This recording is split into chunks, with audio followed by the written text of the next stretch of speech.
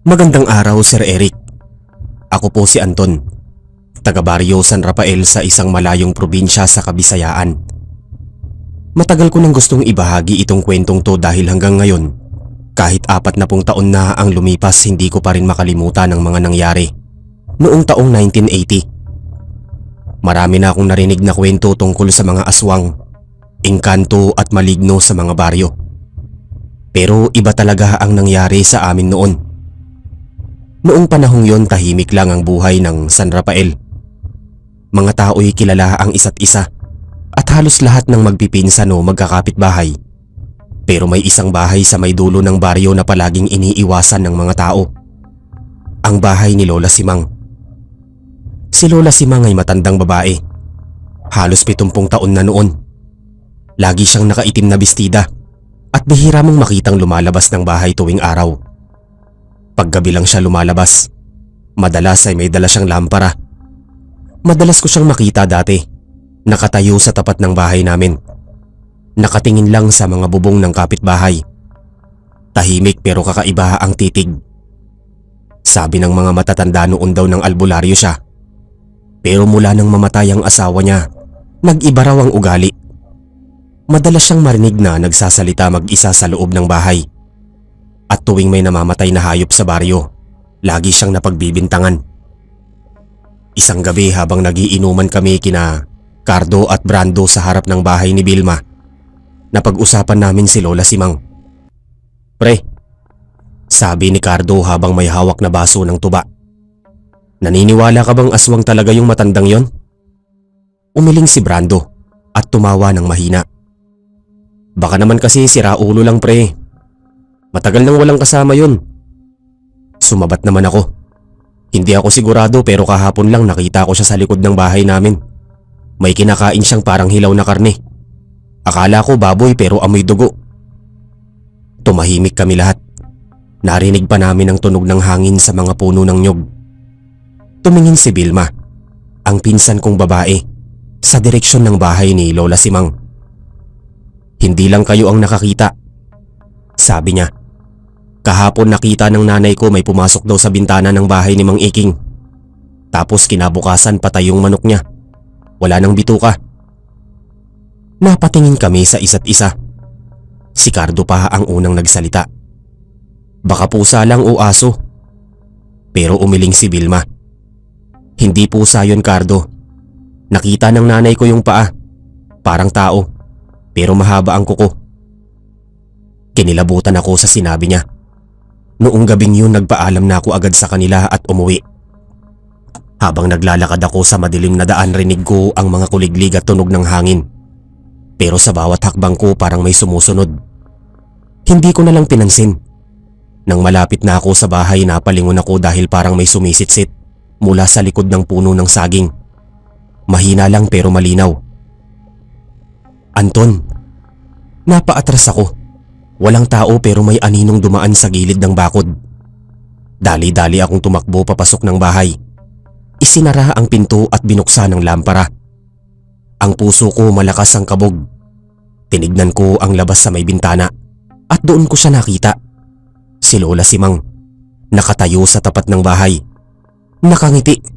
Ang ngiti niya ay hindi pangkaraniwan. May dugo sa gilid ng labi niya. Kinabukasan dumiretso ako kina Vilma para sabihin ang nakita ko. "Vilma, nakita ko kagabi si Lola Simang. Nakatayo siya sa tapat ng bahay namin. May dugo sa bibig." Napatingin siya sa akin. Takot ang mata. "Anton, alam mo bang may namatay kagabi? Si Mang Iking. Sabi ng mga kapitbahay parang may sumipsip ng dugo niya. Wala ni isang patak ng dugo sa katawan." Parang nawala ang lakas ko nang marinig ko yun. Hindi ko alam kung paano to tatanggapin. Hanggang ngayon malinaw pa rin sa isip ko ang ngiti ni Lola Simang noong gabing yun. Gabi na ulit, nagpunta si Brando sa bahay ko. "Anton," sabi niya, "narinig mo ba yung sigaw kanina sa kabilang baryo?" "Hindi. Bakit?" tanong ko. "Si Aling Pasing daw nawawala. May mga bakas ng paa sa likod ng bahay niya. Parang paa ng tao pero may 4 na kuko. Tumayo ako bigla. Hindi pwedeng magkataon lang to. Anong plano mo? Tanong ni Brando. Tignan natin mamayang gabi kung anong ginagawa ni Lola Simang. Kinahaponan nagkita kami ni Brando at Cardo sa ilalim ng punong mangga. Bitbit ni Cardo ang itak ng tatay niya. Kung totoo ngang aswang yon, sabi niya, hindi na dapat nating palampasin. Sumang-ayon si Brando. Pero paano kung hindi? Baka tao lang talaga yon. Sumabat ako. Malalaman natin mamaya. Basta't magtabi lang tayo. Huwag kayong lalapit hanggat walang sinyalis. Nagtago kami sa likod ng mga puno malapit sa bahay ni Lola Simang.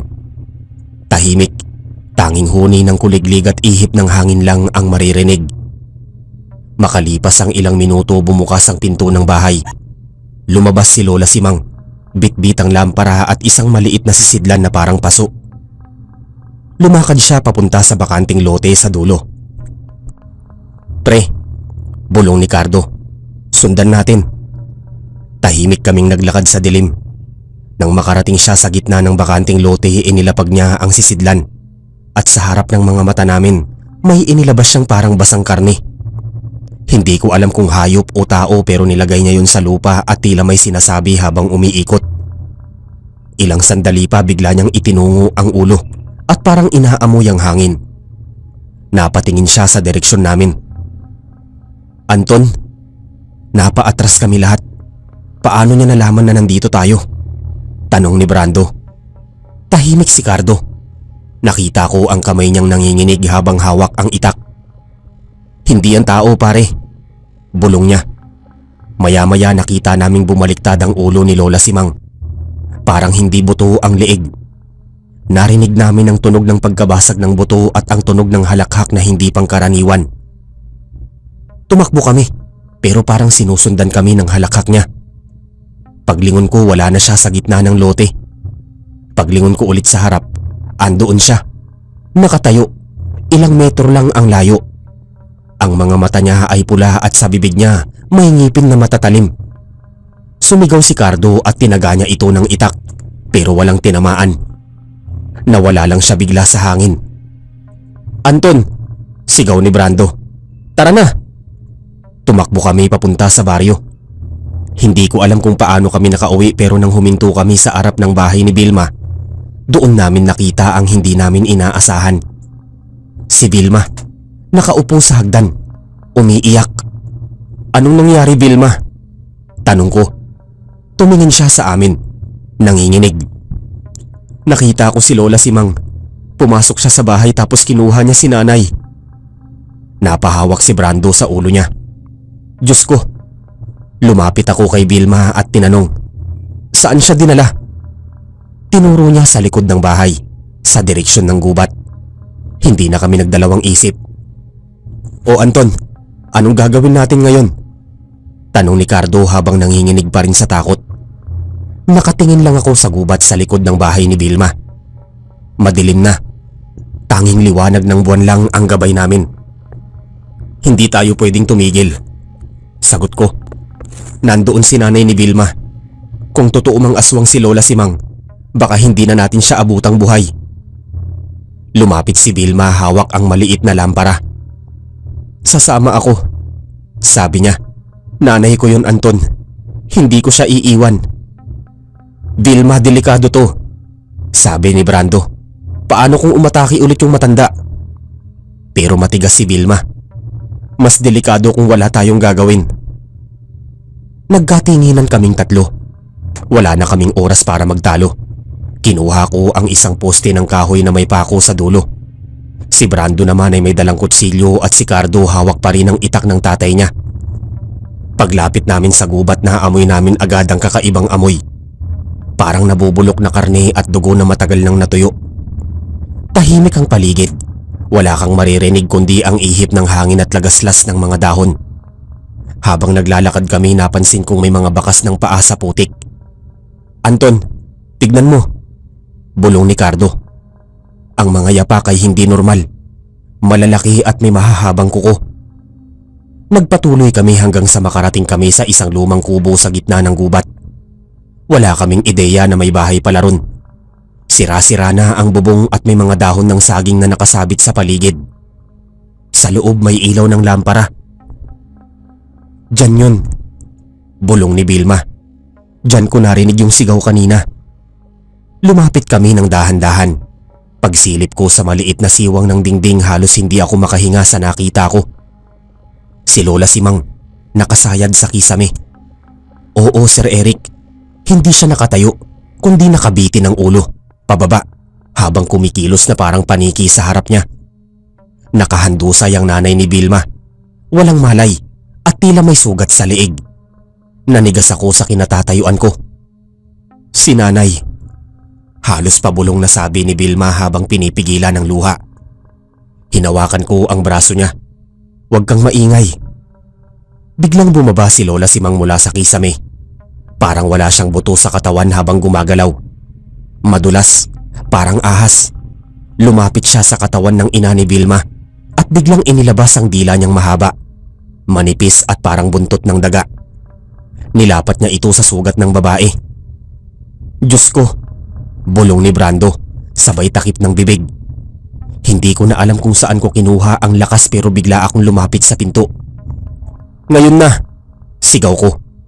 Binuksan ni Cardo ang pinto, sabay takbo papasok at itak ang tangan. "Bitawan mo siya, hayop ka!" sigaw ni Cardo sabay taga. Tumama ang itak sa balikat ni Lola Simang, pero sa halip na dugo, parang itim na likido ang lumabas. Sumigaw siya, hindi parang tao kundi parang huni ng hayop. Nagulat kami nang biglang tumilapon si Cardo at tumama sa pader. Halos mawalan siya ng malay.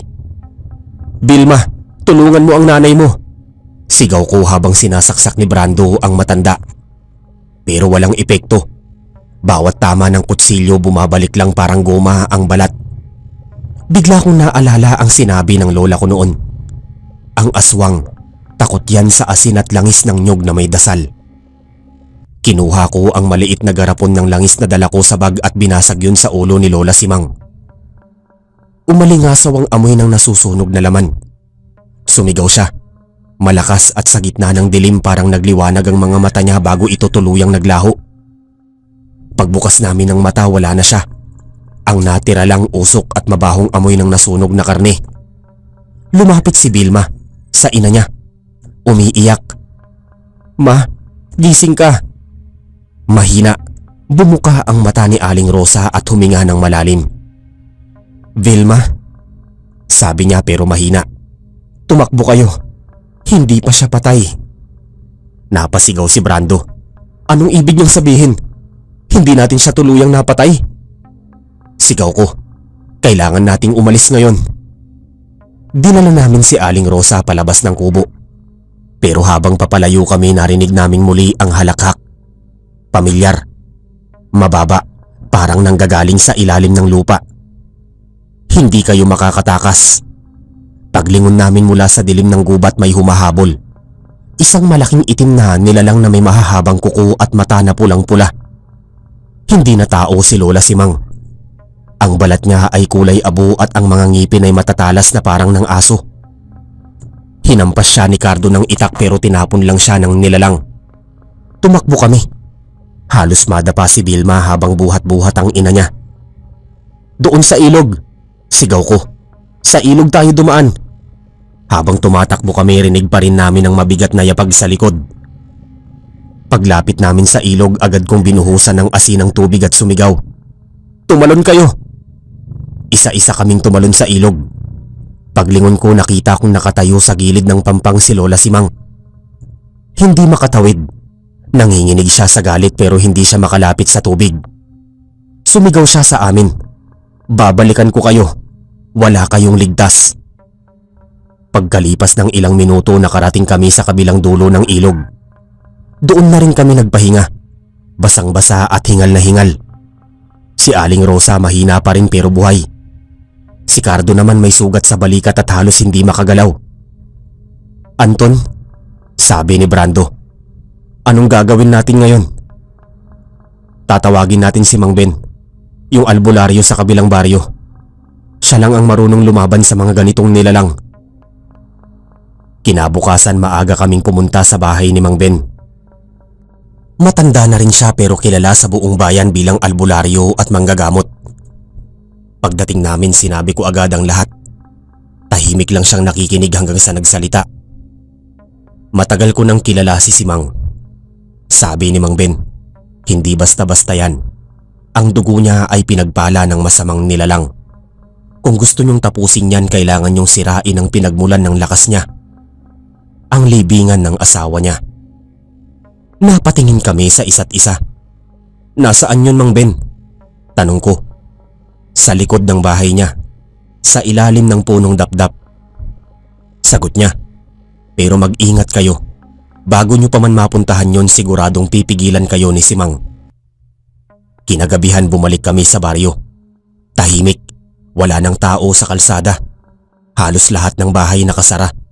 Dala namin ang asin, bawang at langis na ibinigay ni Mang Ben. Nang marating namin ang bahay ni Lola Simang, may malamig na simoy ng hangin at amoy dugo ng sa paligid.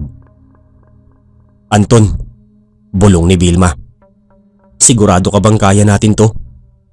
Huminga ako ng malalim. Kailangan para sa lahat ng nadamay. Lumapit kami sa likod ng bahay. Doon namin nakita ang punong dapdap. May maliit na hukay sa ilalim at may lumang bato na may ukit. Diyan yun, sabi ni Cardo. Simulan na natin. Habang hinuhukay namin biglang lumakas ang hangin. May narinig kaming boses sa paligid paikot, malalim, parang galing sa lahat ng direksyon. Tumigil kayo. Paglingon namin lumitaw si Lola Simang. Ang katawan niya ngayon ay kalahating tao, kalahating paniki. Lumipad siya pababa. Mabilis at halos tumama sa amin. Sumigaw si Vilma at itinapon ang asin sa kanya. Sumigaw si Simang sa sakit pero hindi siya agad naglaho. Anton, bilisan mo! Sigaw ni Brando habang hinuhukay pa. Nang mahukay namin may lumabas na maliit na kahon. Binuksan ko yun at sa loob may piraso ng buhok at maliit na bungo ng bata. Diyan nang gagaling ang lakas niya. Sigaw ni Mang Ben. Mula sa likod na biglang dumating. Basagin mo, Anton. Kinuha ko ang bato at binasag ang kahon. Biglang nagliyab ang lupa at sumigaw si Lola Simang ng ubod ng lakas. Unti-unti siyang natunaw sa apoy. Hanggang sa wala nang natira kundi abo. Pagkatapos naming basagin ang kahon sa ilalim ng punong dapdap, akala namin tapos na ang lahat. Umuwi kami noon sa baryo ng San Rafael na pagod. Sugatan. Pero buo ang loob na nakaligtas. Si Vilma at ang nanay niyang si Aling Rosa ay muling nagkasama. Si Brando at Cardo ay halos hindi pa rin makapaniwala sa lahat ng nakita namin. Tahimik lang ako buong gabi. Hindi ko alam kung panaginip lang ba o totoo ang lahat. Kinabukasan napansin naming bigla nag-iba ang simoy ng hangin sa baryo. Hindi na mabigat gaya ng dati. Wala na rin yung malansang amoy na dati lumulutang tuwing gabi. Pero sa kabila ng katahimikan may kung anong pakiramdam akong hindi mapakali. Parang may matang nakamasid sa amin kahit saan ako tumingin. Anton, tawag ni Vilma habang naglalabas sa likod ng bahay. Naririnig mo ba yung parang humuhuni tuwing tanghali? Tumingin ako sa kanya. Ano bang huni? Parang tinig ni Lola Simang. Sagot niya. Hindi ko alam kung ako lang ang nakakarinig. Hindi ko agad sinagot. Sa totoo lang ako rin ay ilang beses nang nakarinig ng mahinang bulong mula sa may gubat. Pamilyar ang boses, parang tumatawag ng pangalan ko. Kinagabihan habang nag-iigib ako ng tubig sa puso, biglang umihip ang malamig na hangin. Tahimik ang paligid pero nang tumingin ako sa kabilang dulo ng daan, may nakita akong aninong nakatayo sa ilalim ng poste. Matanda, nakayuko at tila nakangiti. Hawak-hawak ang baston. Anton, nanigas ako. Hindi ko alam kung anong gagawin ko, parang bumigat ang mga paa ko sa lupa. Mabilis kong iniwan ang timba at tumakbo papasok ng bahay. Vilma, Brando, may tao sa labas. Sigaw ko. Lumabas sila agad pero pagtingin namin wala na roon ang matanda. Tanging mahina at malamig na hangin na lang ang dumaan sa daan. Kinabukasan dinalaw kami ni Mang Ben, ang albularyo. nararamdaman ko pa rin ang lakas ng kadiliman sa baryo nyo. Sabi niya, hindi pa tuluyang nawawala si Simang. Ang abo ng katawan niya ay hindi dapat naiwan sa lupa. Kung may natira, babalik yan. Tapos na, Mang Ben. Sagot ni Brando. Nakita namin siyang natunaw. Umiling si Mang Ben. Hindi lahat ng natutunaw ay nawawala. Ang ilan nag-iiwan ng sumpa. Sa gabing yun, nagpasya kaming bantayan ng paligid ng punong dapdap. Ako, si Brando at si Cardo ang nagbantay, habang sina Vilma at Aling Rosa ay naiwan sa bahay. Dala namin ang lampara, asin, bawang at isang bote ng langis ni Mang Ben. Tahimik kami. Ang tanging naririnig namin ay ang mga kuliglig at ihip ng hangin sa mga dahon. Pero bandang hating gabi napansin naming may usok na lumalabas sa lupa, sa mismong ilalim ng dapdap. Umuusok ang lupa kahit malamig ang gabi. Anton, tawag ni Cardo. Tignan mo to. Lumapit ako at nakita kong may lumalabas na maliit na buto mula sa lupa. Parang hinuhukay ng sarili. Nagkatinginan kami ni Brando. Diyos ko, mahina akong sabi. Hindi pa tapos to. Maya-maya may narinig kaming tawa. Yung pamilyar na tawa ni Lola Simang. Mababa, paos, pero malinaw. Akala nyo tapos na. Galing yung boses sa paligid, hindi namin alam kung saan. Pero naririnig namin sa lahat ng dako. Biglang nagdilim ang paligid, kahit may buwan. Parang may humigop ng liwanag sa paligid namin. Brando, asin! Sigaw ko. Binuhusan niya ng asin ang lupa at bahagyang humina ang usok. Pero mula sa likod namin, may aninong gumalaw. Mabilis, mahaba at parang may pakpak. Tumakbo kayo! Sigaw ni Cardo. Tumakbo kami pabalik ng baryo, pero sa gitna ng daan may bumagsak mula sa taas ng puno. Isang nilalang na kalahating tao, kalahating paniki. May mahahabang kuko at buhok na puting-puti. Si Lola Simang. Hindi niyo ko kayang patayin, sabi niya habang nakangisi. Ang dugo ko ay nasa lupa na. Hinampas siya ni Brando ng itak pero parang walang epekto. Sinubukan ni Cardo ulit pero tinapon siya ng nilalang sa malayo. Tumalsik si Cardo sa sanga ng puno at halos mawalan ng malay. Kinuha ko ang bote ng langis at sinindihan. Kung galing sa lupa ang lakas mo, dito ka rin mawawala. Sigaw ko sabay saboy ng asin. Sumiklab ang apoy sa paligid, pero sa halip na masunog, lumakas lang lalo ang tawa ni Lola Simang. Apoy, lupa, walang tatalo sa dugo. Sigaw niya. Mabilis siyang lumipad pataas at sa isang iglap, nawala. Naiwan lang ang maitim na usok na parang usok ng kandila na namamatay. Dinala namin si Cardo sa bahay. Si Vilma umiiyak na naman. Hanggang kailan ba kami matatakot, Anton? Hanggang sa tuluyang mawala yung pinagmulan? Sagot ko. Hindi natin alam kung saan pa siya kumukuha ng lakas. Kinabukasan pumunta kami ulit kay Mang Ben. May isa pa kayong hindi nasisira, sabi niya habang nakatingin sa akin. Ang puso ng asawa ni Simang. Yun ang pinagkukunan ng sumpa. Itago niyo yon sa loob ng sariling bahay, sa ilalim ng kanyang higaan. Kung hindi niyo yun masisira, babalik at babalik siya. Kinuha namin ang mga gamit, asin, langis, bawang at itak. Pagdating namin sa bahay ni Lola Simang, nakabukas na ang pinto. Walang hangin, pero gumagalaw ang kurtina. May mga bakas ng paa sa sahig. Basa, parang may dumaan na basa sa dugo. Anton, sabi ni Brando, nandito siya. Lumapit ako sa silid niya. Ang kama niya ay gawa sa kawayan. May lumang banig sa ibabaw. Inangat ko ito at nakita kong may maliit na butas sa ilalim. Doon may nakalagay na garapon. Kulay itim, parang puno ng dugo. May pumipintig sa loob. Yan yun, sabi ko. Ang puso ng asawa niya. Habang hawak ko yung garapon, biglang lumamig ang paligid. Naramdaman kong may humawak sa balikat ko. Paglingon ko, si Lola Simang. Nakatayo sa likod ko, nakangiti at umiiyak ng dugo. "Bakit mo kinuha yan, Anton?" Tanong niya sa malambing pero malamig na tinig.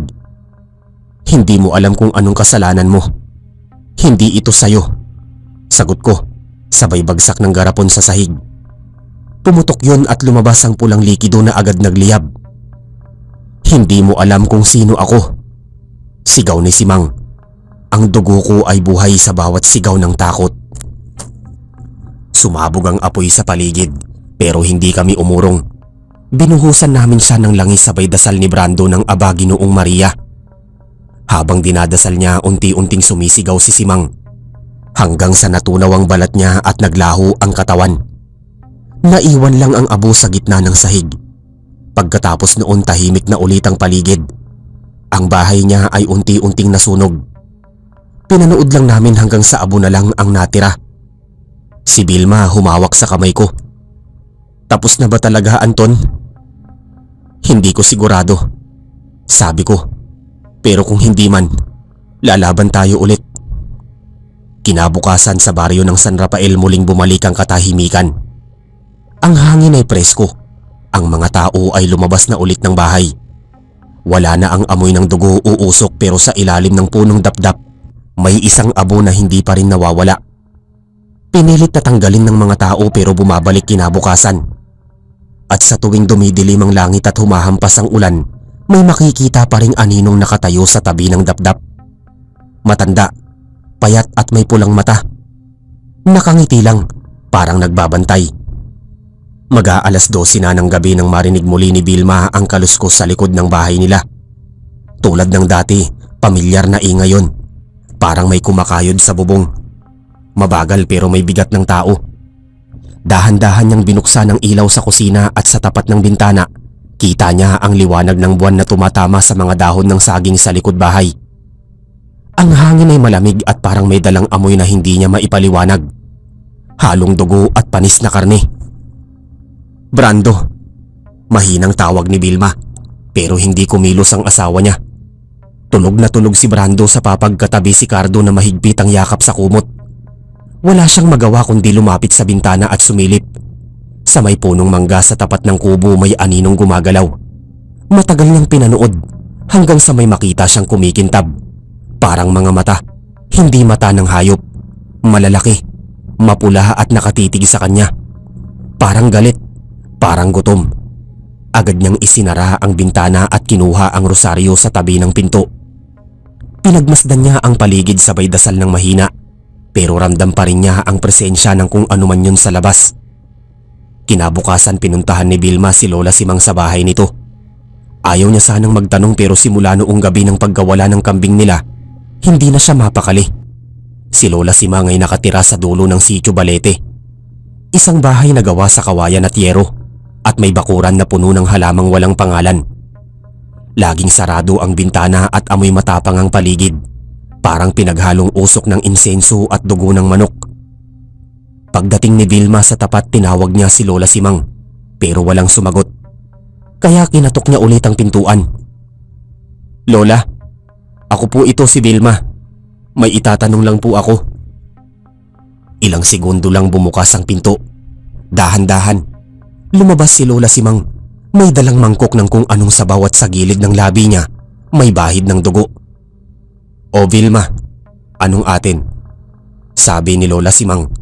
Malamig ang boses. "Maaga ka ata. Anong kailangan mo?" Umiling si Vilma. Pinilit ngumiti kahit nanginginig. "May nakita lang po kasi akong kakaiba kagabi. Baka lang may alam kayo. Parang may anino sa puno ng mangga namin." Ngumiti si Lola Simang pero kakaiba ang ngiting yon. Mabagal, pilit at may halong pang-uuyam. Baka pusang itim lang yon. Marami niyan sa may gubat. O baka multo lang ng mga hayop na kinatay ninyo." "Multo po ng hayop?" tanong ni Vilma. Nagtataka. "Oo, sabi nga nila, lahat ng nilalang na pinatay na walang dasal, bumabalik para magparamdam. Kaya mag-ingat ka lalo na sa gabi." Sagot ni Lola Simang, sabay balik ng tingin sa sabaw na hawak niya. May umuusok pa pero ang amoy hindi karaniwang ulam. Amoy bulok, amoy dugo. Bago pa man makasagot si Vilma, bigla na lang itong napahinto nang mapansin niyang may lumalabas na parang buto sa ilalim ng mesa ni Lola Simang. Parang kamay ng hayop, pero parang tao rin. Binawi niya agad ang tingin at nagpaalam. Sige po Lola, mauna na po ako. Nang makaalis siya, ramdam pa rin niya ang titig ni Lola Simang sa likod niya.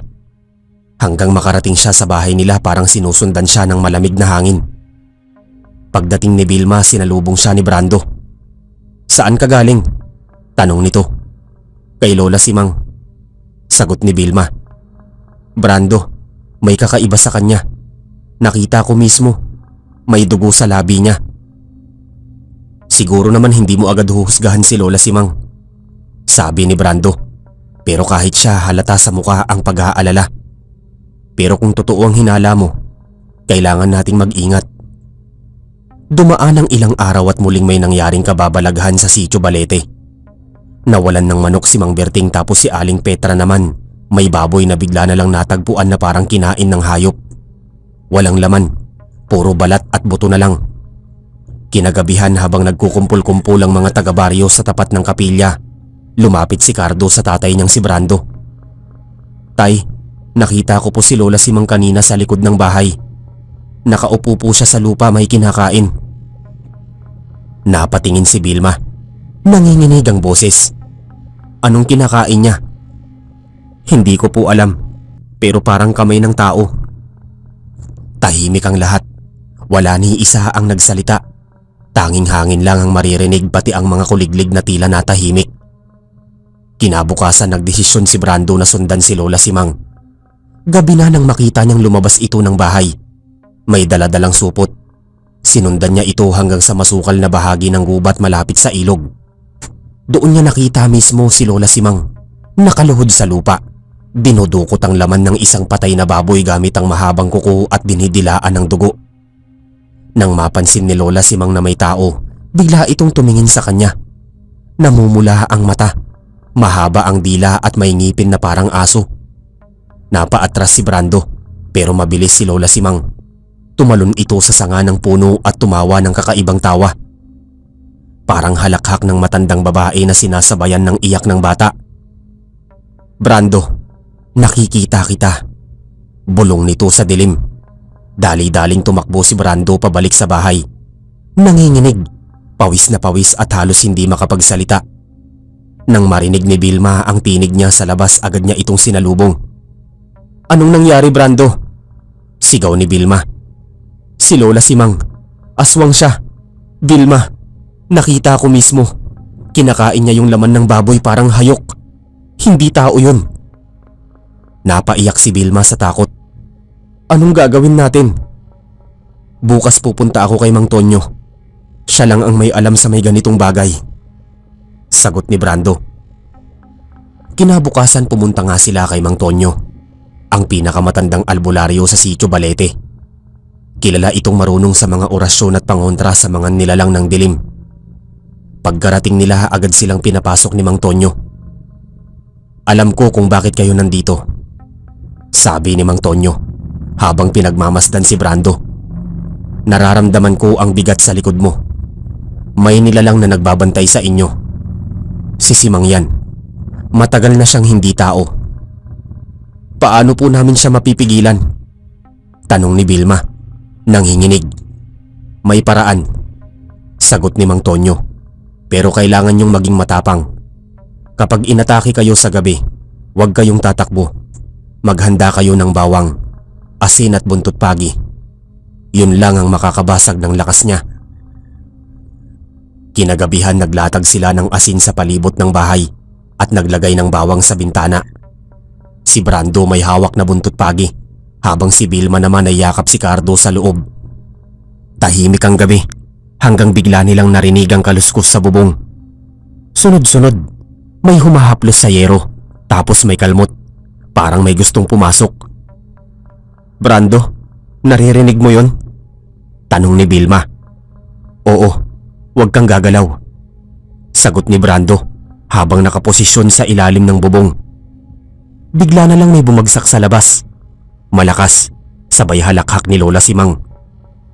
Hindi niyo ko mapipigilan, Brando. Matagal na kitang minamanmanan. Dumungaw siya sa bintana. Duguan ang muka. May mahahabang kuko at kumikislap ang mata. Tinapon ni Brando ang asin sa kanya at agad itong sumigaw ng malakas parang nasusunog. Peste kayong mga tao! Sigaw ni Lola Simang bago tumalon at naglaho sa dilim. Nang matapos ang gabi, halos hindi makatulog ang mag-anak. Kinabukasan pumunta ulit sila kay Mang Tonyo. Hindi pa siya tapos. Sabi ng matanda, babalik yon, pero kapag bumalik siya, wala nang ibang makakapigil kundi apoy. Tumango si Brando. Alam niyang ito na ang huling laban. Isang gabi noon nang tuluyang bumalik si Lola Simang mula sa malayo, may nakita si Brando na ilaw sa may gubat. Pero hindi apoy ng tao. Kulay asul. Paikot-ikot. Parang sumasayaw. Naramdaman ni Vilma ang malamig na simoy ng hangin na may dalang kakaibang amoy. Nang tumingin siya sa labas, may nakita siyang anino sa may bakod. Brando, andyan na naman siya. Mahina niyang sabi. Halos hindi makapagsalita sa takot. Kinuha ni Brando ang sulo sa may buntot pagi na nakasabit sa dingding. Lumapit siya sa pinto at marahang binuksan. Ang paligid ay tahimik. Wala ni isang ingay. Kahit ang kuliglig ay tila natigilan. Hanggang sa dilim ng puno ng mangga, muling lumitaw si Lola Simang. Ngayon hindi na siya mukhang tao. Ang balat niya ay kulay abo. Ang mata ay nagliliwanag sa pula. At ang dila niya ay mahaba't kumikintab sa dugo. Ang buhok niyang mahaba ay magulo, parang sinabuyan ng abo. Nasa kamay niya ang isang lumang palanggana, puno ng dugo at laman. Hindi niyo ko mapapatay, sabi ni Lola Simang, garal-galang boses. Ako ang pinakamatanda dito. Ako ang tagabantay ng dugo sa Sitio Balete. Hindi ka tagapagbantay, sagot ni Brando. Pinigilan ng takot. Halimaw ka. Tumawa si Lola Simang. Malakas, parang halakhak ng mga nilalang sa ilalim ng lupa. Halimaw? Hindi tao ang gumawa sa akin nito. Tao rin ang nagtulak sa akin sa dilim. Lumapit siya ng dahan-dahan habang ang lupa ay parang lumalamig sa bawat hakbang niya. Si Vilma naman ay yakap si Cardo sa sulok. Umiiyak habang nagdarasal sa rosaryo. Brando, wag! Sigaw ni Vilma, pero huli na. Tumalon si Lola Simang.